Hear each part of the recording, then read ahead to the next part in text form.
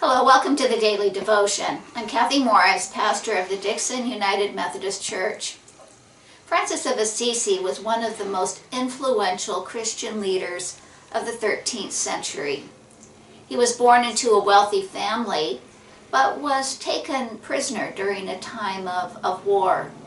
Coming out of that experience, he had a conversion. It was a very powerful conversion, in which he felt himself called to dedicate himself to a life of poverty, simplicity, and service.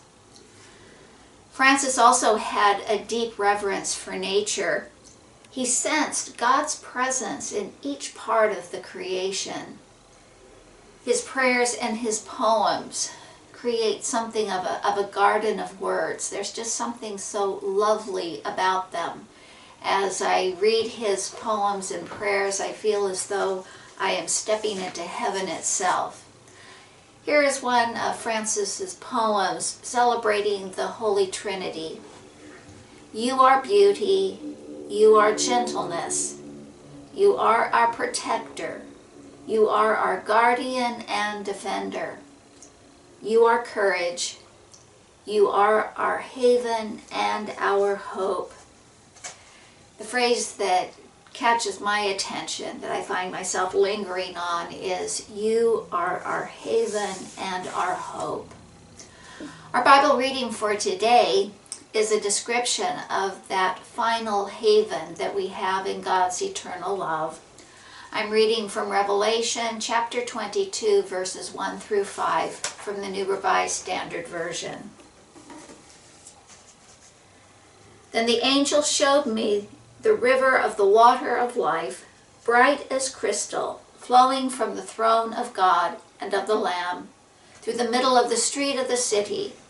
On either side of the river is the tree of life, with its 12 kinds of fruit, producing its fruit each month, and the leaves of the tree are for the healing of the nations.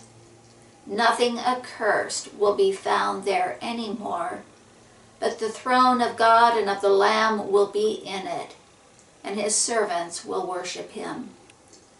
They will see his face, and his name will be on their foreheads, and there will be no more night. They need no light of lamp or sun, for the Lord God will be their light, and they will reign forever and ever. Revelation is a description of heaven, and it does describe heaven as a garden with the river of the water of life, the fruit of the tree of life that is in the middle of it, and the leaves of the tree are for the healing of the nations. We are beginning to see the new leaves of spring coming out on the trees. In your prayer time, what I would invite you to do is to look closely at those new leaves.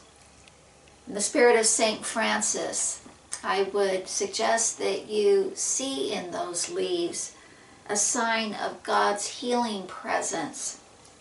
Also, as you look at them, offer prayers for the healing of the nations.